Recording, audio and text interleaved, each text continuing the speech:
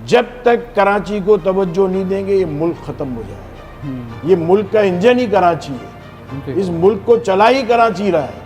कराची को सही करेंगे मुल्क सही हो जाएगा। और इनकी भूल है जो लोग ये सोच रखते हैं कि कराची को हम ख़त्म करके दूसरी जगह कराची ऐसा बना लेंगे।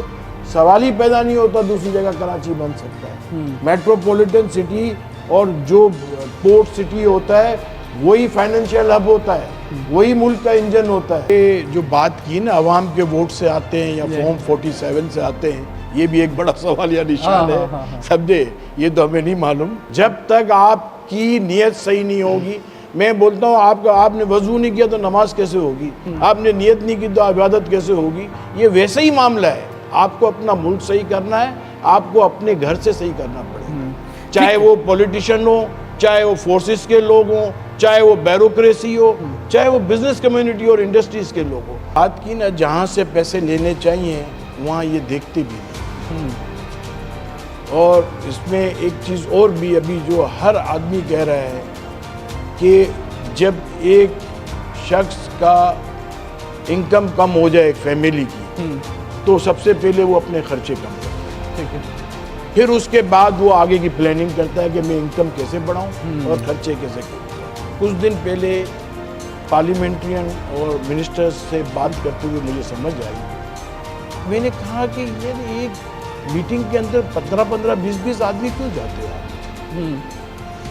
बात तो 2 जाने करते होंगे, 3 जाने करते होंगे, 4 जाने करते होंगे, 20 जाने क्यों चले जाते? तो एक ने मेरे शोल्डर पे हाथ रखा और क्या बात कही मुझे, मतलब तोहफे मिलते हैं। मैंने अपनी आंखों से देखा है लोगों ने बिजलियां कटवा दी हैं अपने घर की, बिल नहीं भर सकते, बिल नहीं भर सकते, ट्रांसपोर्ट नहीं है, पब्लिक ट्रांसपोर्ट नहीं है। जो आईपीपीस ने ही मुल्क को तबाह किया है ना, सबसे ज्यादा तबाह इस मुल्क को किसने किया? आईपीपीस ने। इस वक्त अगर देखो तो आप कितने ट्रिलियंस रुपीस ले गए, समझे, और अभी भी ले रहे हैं। कैपेसिटी अभी दूसरी तो सुहाने पे सुहागे की बात यह है कि लोड शेडिंग आज भी है, कैपेसिटी पेमेंट भी हम दे रहे हैं और लोड शेडिंग भी हो रही है। और फिर हमारे एक फॉर्मर प्राइम मिनिस्टर हमेशा ये कहते हैं अल्हम्दुलिल्लाह हमने इस मुल्क से लोड शेडिंग ख़त्म कर दी है। मुझे तो कहीं नज़र ही नहीं आती कहाँ लोड शेडिंग ख़त्म हुई है।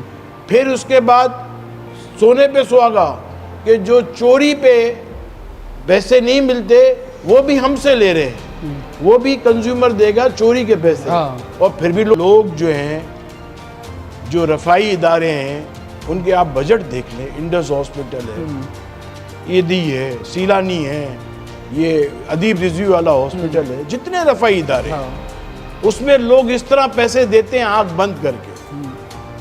क्यों देते हैं? क्यों? उन पे भरोसा है। सही। गवर्नमेंट को क्यों नहीं देने को तैयार लोग?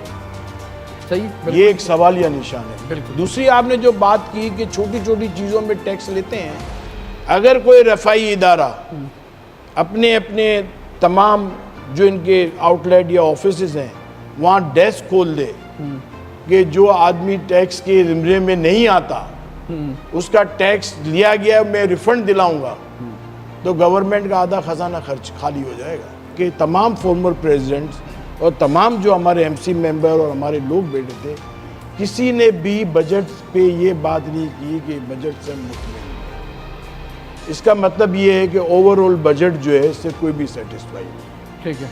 और पाकिस्तान के मैंने कई चैम्बर्स के प्रेसिडेंट्स के भी इंटरव्यू देखे, अखबार में रिपोर्ट देखी, इवन फेडरेशन के प्रेसिडेंट का भी देखा, किसी ने भी बजट की तारीफ नहीं की। कुछ चीज़ें ऐसी थी जैसे कहा गया कि पेट्रोल जो कार्ड से डलवाएगा और बगैर कैश में डलवाएगा, उसकी लोगों ने बोला कि इस टाइप के काम करने चाहिए, मगर उस टाइप के काम कहीं नज़र भी नहीं आए। कि सबसे पहले तो इनको बताना चाहिए था कि पिछले साल टारगेट क्यों पूरा, उसमें क्या गलतियां थी इनकी और क्या इन्होंने कैलकुलेशन किया था। देखिए, हमेशा हम इंडस्ट्रीज़ वाले, बिजनेस कम्युनिटी के लोग बैठे हैं, हम कभी भी अपना बिजनेस बढ़ाते हैं तो उसकी पूरी फिजिबिलिटी बनाते हैं और टारगेट भी बनाते हैं, उसके टाइमिंग भी बनाते हैं, पूरा एक शेड्यूल बनाते हैं कि इतने दिन में ये करना है, इतने दिन में ये करना है। इस तरह एक्सपोर्ट के अंदर भी हम बनाते हैं प्रोग्राम, हर चीज़ नज़र आती है और उस हिसाब से हमारा काम चल रहा होता है।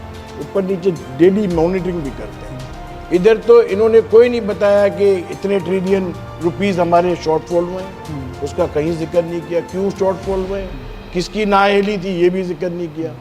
अब इन्होंने अब देखें ना एक्सपोर्ट को कहीं दिखाया कि एक्सपोर्ट कैसे बढ़ाएंगे, इन्होंने कहीं ये नहीं बताया कि इंडस्ट्रीज कैसे लगेगी, इन्होंने कहीं ये नहीं बताया कि एग्रीकल्चर की क्रॉप कैसे बढ़ेगी, हालांकि मेजर क्रॉप सारी कम हुई हैं एग्रीकल्चर की। अब ये बोलते हैं कि नौकरियां मिलेंगी, फिर ये फाइनेंस मिनिस्टर ये कह रहे हैं प्राइवेट सेक्टर देगा।